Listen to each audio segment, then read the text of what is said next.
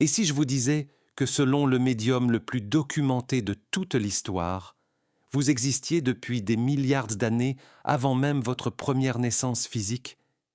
Et si les 14 000 lectures enregistrées d'Edgar Thies révélaient que votre âme possède une histoire de création si extraordinaire qu'elle relègue tous les mythes religieux au rang de contes pour enfants?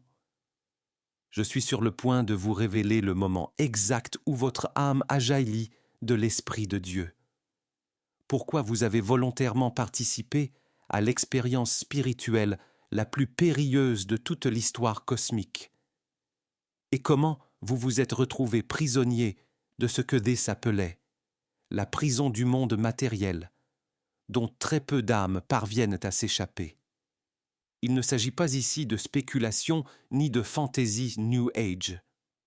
Ces révélations proviennent directement des sessions de transe documentées d'Edgar Thies, au cours desquelles il accédait à ce qu'il nommait les annales akashiques, une bibliothèque cosmique renfermant l'histoire complète de chaque âme, depuis sa création jusqu'à son voyage à travers l'éternité. Ce qu'il a découvert au sujet de l'origine de votre âme changera fondamentalement tout ce que vous croyez savoir sur votre existence. Mais avant que nous plongions ensemble dans la révélation spirituelle la plus bouleversante jamais enregistrée, abonnez-vous et activez la cloche de notification.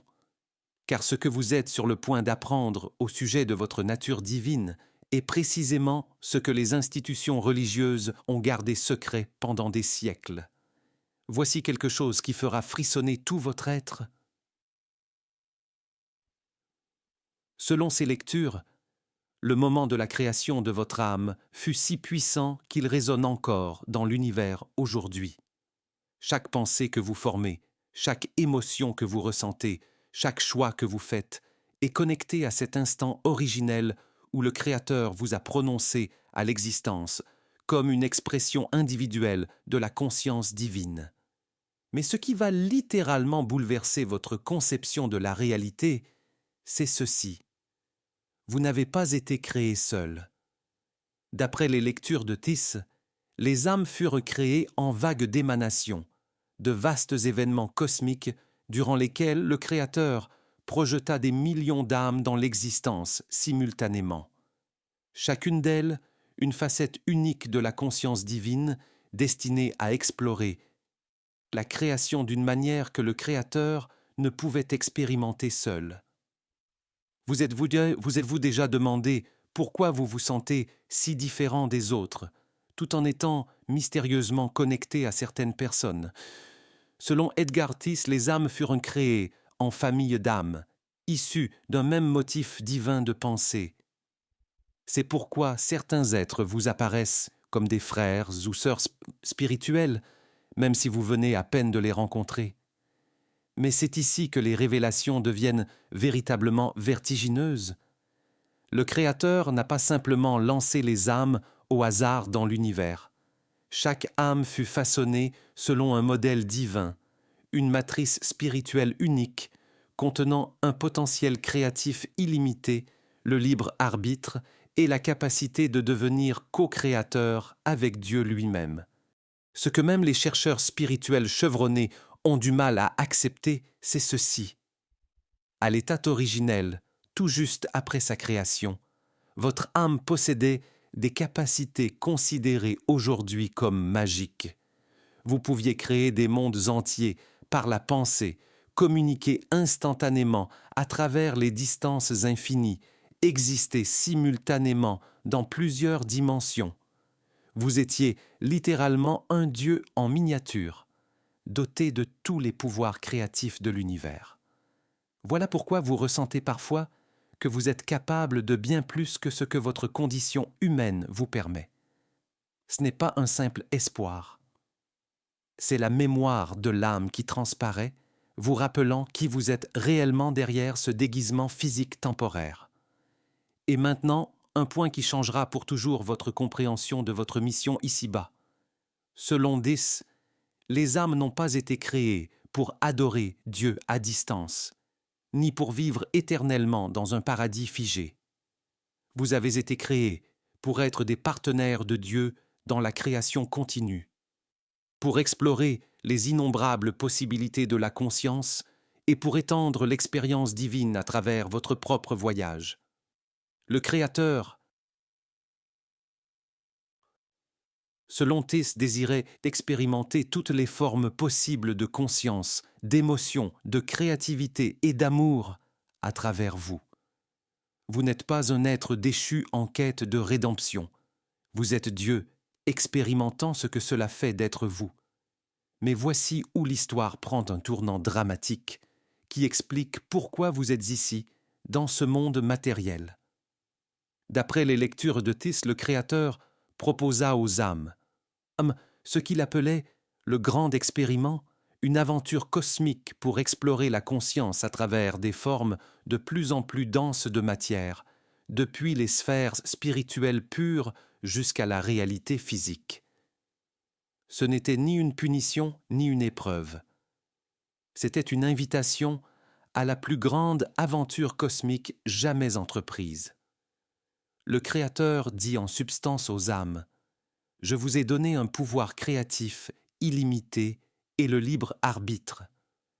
Allez maintenant explorer toutes les formes possibles de conscience et ramener une compréhension nouvelle pour enrichir tout l'univers. »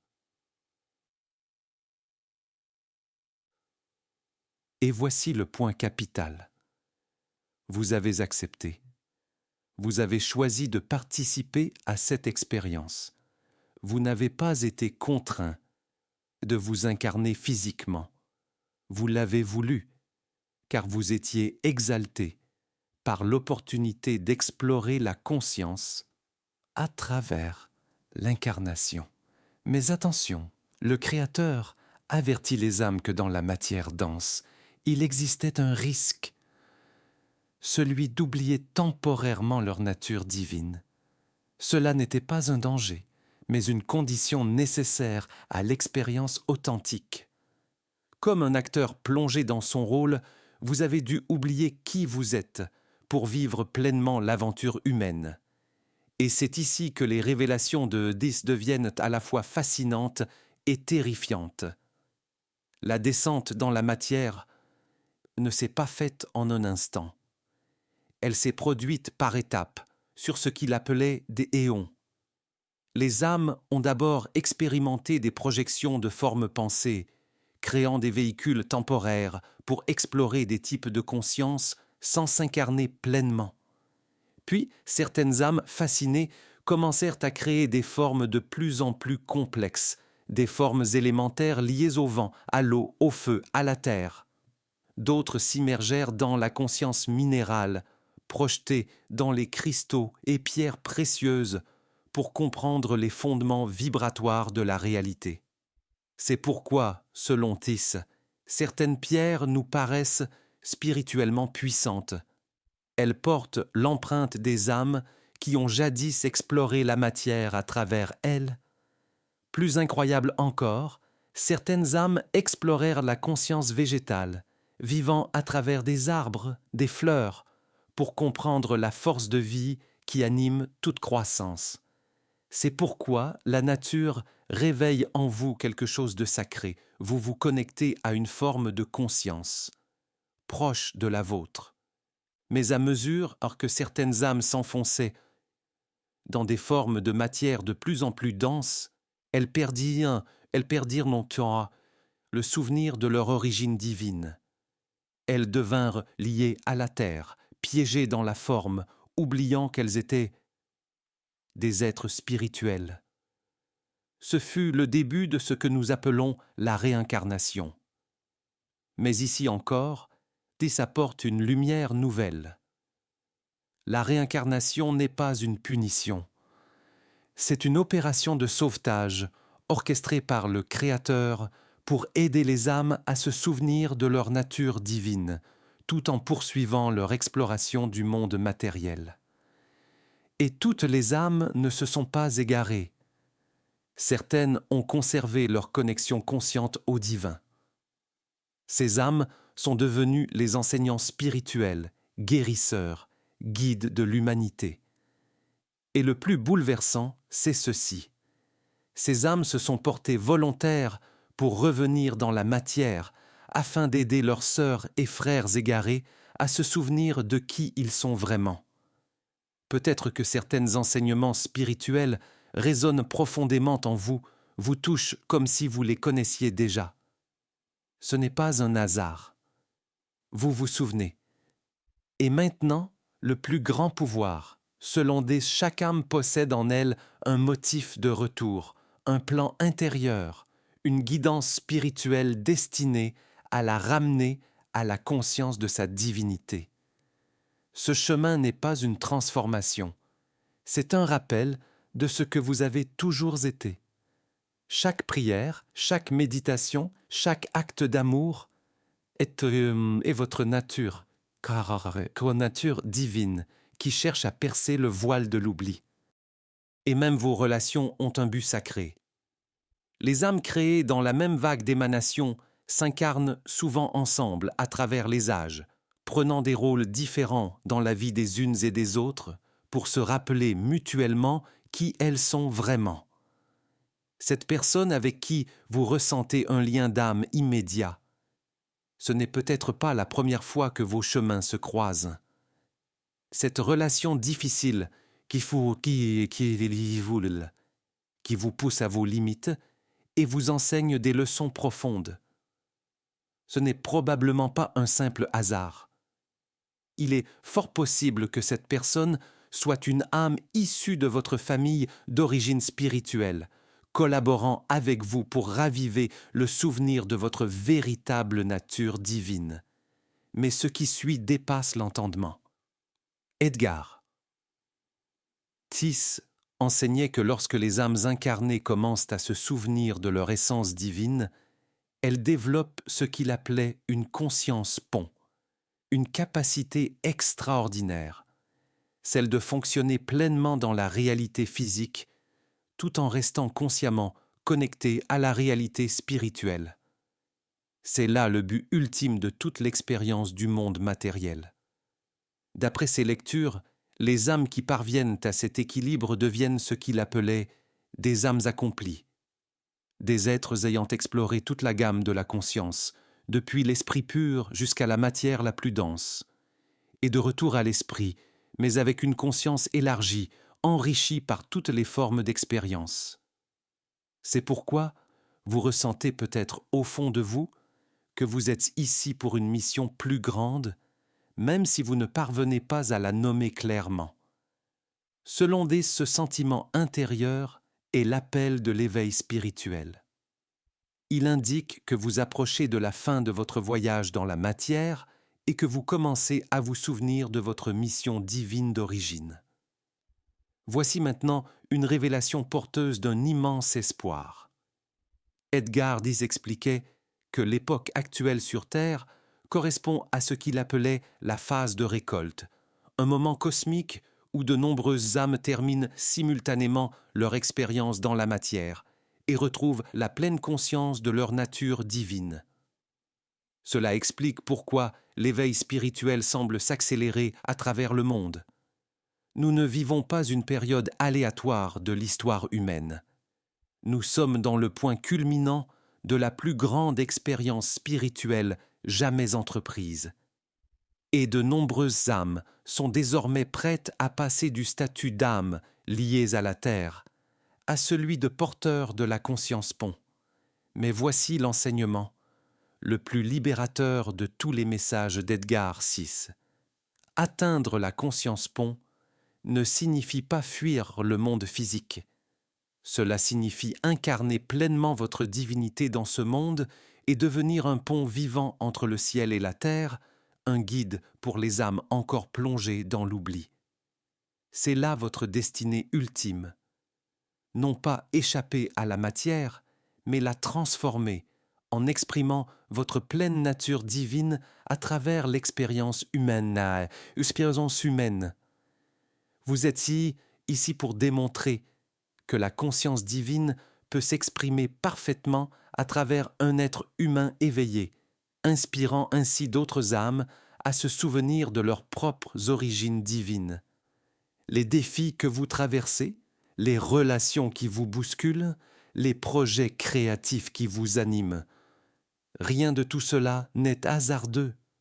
Ce sont les expressions de votre motif divin à l'œuvre dans la matière. Rien dans votre vie n'est insignifiant lorsque vous la contemplez depuis cette perspective cosmique. Ce qui rend les enseignements de Zis uniques, c'est qu'il ne voyait pas le monde matériel comme séparé du monde spirituel. Il enseignait que la matière est l'esprit, simplement exprimé à travers des fréquences vibratoires plus denses. Autrement dit, maîtriser la vie physique ne consiste pas à fuir la matière, mais à apprendre à canaliser consciemment l'énergie spirituelle à travers les formes matérielles. C'est pourquoi certaines activités vous élèvent spirituellement, tandis que d'autres vous vident de votre énergie. Selon Dis, les activités alignées avec votre motif divin vous nourrissent, car elles permettent à votre nature spirituelle de s'exprimer naturellement. En revanche, les activités qui s'opposent à ce motif vous épuisent, car elles vous forcent à aller à l'encontre de votre dessein originel. Vos intuitions, vos talents naturels, vos passions les plus profondes. Tout cela n'est pas aléatoire. Ce sont des émergences de votre motif divin qui perçoit dans votre conscience physique pour vous montrer comment votre âme est faite pour contribuer à cette grande aventure cosmique. Et voici une vérité qui transformera votre manière d'aborder la spiritualité. Edgar dit s'enseigner que bien que la prière et la méditation soient importantes, la pratique spirituelle la plus puissante consiste à incarner votre divinité dans les actes du quotidien. Chaque conversation devient une occasion d'expression divine. Chaque projet créatif devient un service cosmique. Chaque acte d'amour devient un rappel de votre véritable nature.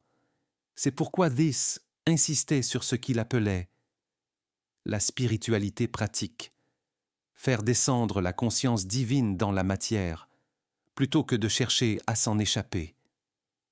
Vous n'êtes pas ici pour fuir ce monde. Vous êtes ici pour le transformer, en étant un être divin pleinement éveillé, vivant en forme humaine. Et voici la révélation ultime des lectures de This. L'expérience du monde matériel n'est pas quelque chose qui vous est arrivé. C'est une création active de votre conscience divine. Chaque expérience, chaque rencontre, chaque épreuve est votre âme qui utilise la réalité physique comme un laboratoire pour explorer et exprimer différentes facettes de la conscience divine. Cela signifie que vous n'êtes pas une victime de l'existence physique. Vous êtes l'auteur divin de votre réalité, utilisant la matière comme support d'expression, comme un artiste utilise la peinture. La seule différence, c'est que vous êtes devenu si absorbé par votre chef-d'œuvre que vous avez temporairement oublié que vous étiez l'artiste. Mais maintenant, vous commencez à vous souvenir. Chaque moment d'éveil est de votre divinité qui reprend le contrôle conscient du processus créatif, au lieu de créer inconsciemment à travers un pouvoir oublié. Et alors que nous approchons de la fin de ce voyage, à travers les révélations de Tis sur votre origine spirituelle, rappelez-vous ceci. Vous n'êtes pas un être humain ayant des expériences spirituelles occasionnelles. Vous êtes un être divin vivant une expérience humaine temporaire dans le cadre de la plus grande aventure jamais entreprise dans l'univers. Votre âme n'a pas été créée pour être limitée, petite ou impuissante. Vous avez été créé pour être une expression unique de l'infini, explorant la conscience à travers la forme et rapportant une nouvelle compréhension à la totalité cosmique. Chaque étape de votre éveil spirituel est simplement le souvenir de ce que vous avez toujours été. Le voyage, de la création divine à l'exploration de la matière, puis au retour vers la conscience divine, n'est pas une punition pour une faute cosmique. C'est l'aventure la plus magnifique qu'un être conscient puisse entreprendre. Et selon Edgar Thies, vous avez choisi cette aventure, car votre nature divine est créative, curieuse, courageuse. Si ce message résonne en vous, aimez cette vidéo, partagez-la avec d'autres âmes en chemin vers leur souvenir divin et abonnez-vous pour d'autres révélations tirées de la sagesse cosmique d'Edgar Thies. Dans les commentaires, racontez vos propres expériences d'éveil ou les moments où vous avez senti, ne serait-ce qu'un instant, votre puissance originelle revenir à vous. Car le voyage de votre âme, de la création divine, à l'exploration de la matière, puis au retour conscient vers l'unité, est la plus grande histoire jamais racontée. Et vous en êtes à la fois l'auteur et le personnage principal. Et en cet instant, vous progressez parfaitement, exactement là où vous êtes censé être, dans le déroulement éternel de votre destinée divine.